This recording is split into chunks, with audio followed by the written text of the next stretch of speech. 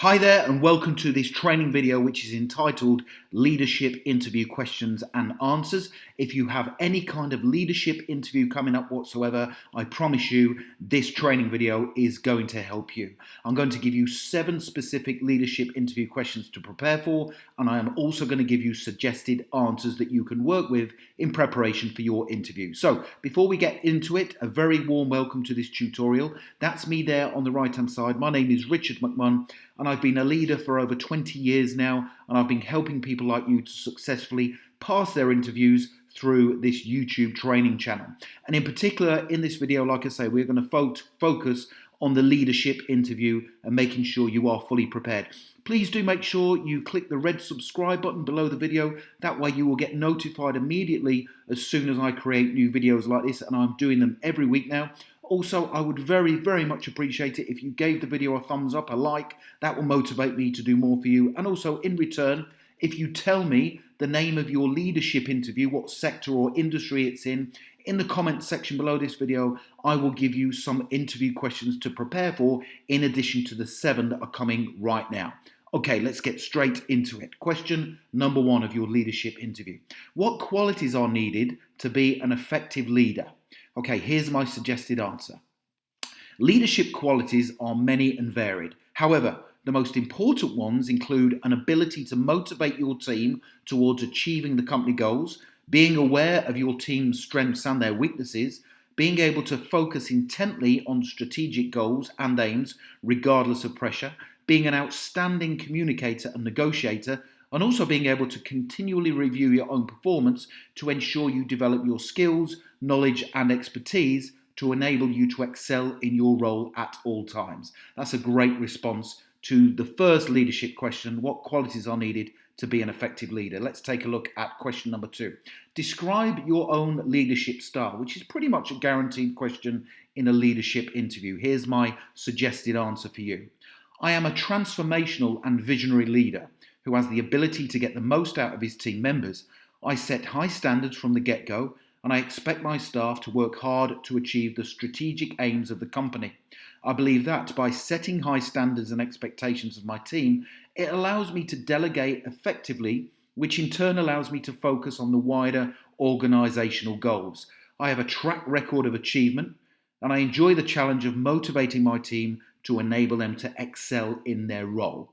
Question number 3, describe a time when you demonstrated effective leadership skills. So you are actually given a specific answer here to this interview question. The way to respond to this is by using the STAR technique. Tell them what the situation is, tell them what the task was, what action you took, and also what the result was. I have also put a link in the description below this video to my STAR interview technique training video. So once we finish this tutorial, I suggest you click that link and have a look at that video because it will help you to structure your responses. Okay, here's the answer. Describe a time when you demonstrated effective leadership skills. Here we go. In my last leadership role, I was given the task of transforming an underachieving team. I started out by monitoring the team, and in particular, the performance of each individual before making a plan that was designed to achieve the company goals in the fastest time possible. I then sat down with the team collectively to both share my vision and to also set the standards I expected from everyone. I then conducted appraisals with each member of staff to get to know their strengths and their weaknesses.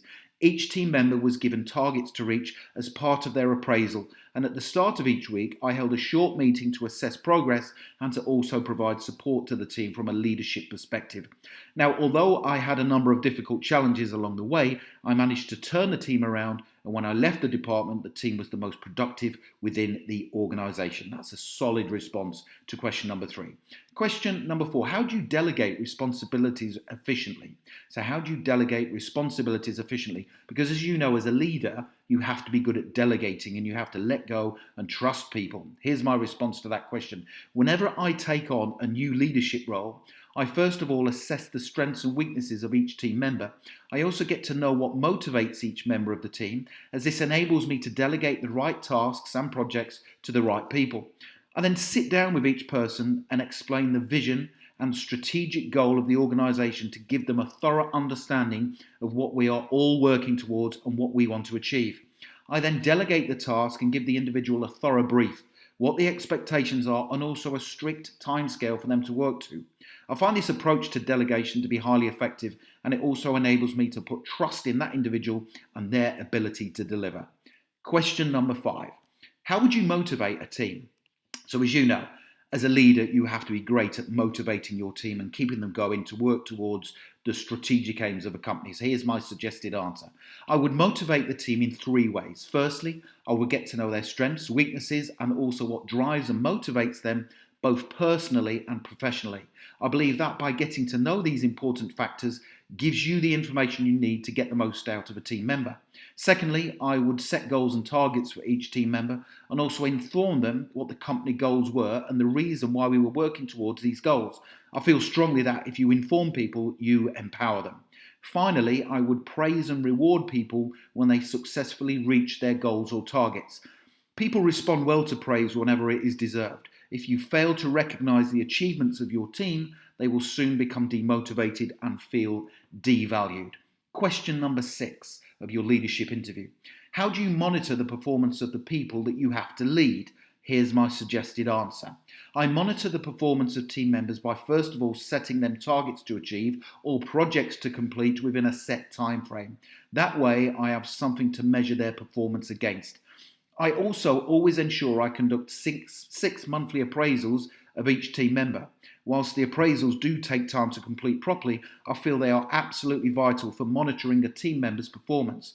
The appraisal is always a two-way discussion, and it gives the appraisee the opportunity to discuss things that might be hindering them within their role. So to summarise, I monitor the performance of my team by setting goals and targets and also by conducting regular two-way appraisals. A great response. Question number 7. Describe a time when you failed as a leader. Now this is a difficult one because we have all failed as leaders. Okay, but you have to be honest. This is the important thing. Give them an example of when you failed, but also tell them what you did about it so you learn from every experience, which makes you a better leader. Any leader who says he or she hasn't failed is not, in my opinion, telling the truth. So here's my answer to this question for you. I don't fail often as a leader, but I can remember one particular time when I made a mistake that I learned a tremendous amount from. It was when I first achieved promotion into a leadership role and I was keen to make a positive impact for my CEO. Now, unfortunately, I didn't take the time to get to know the team and I immediately made changes that weren't particularly helpful.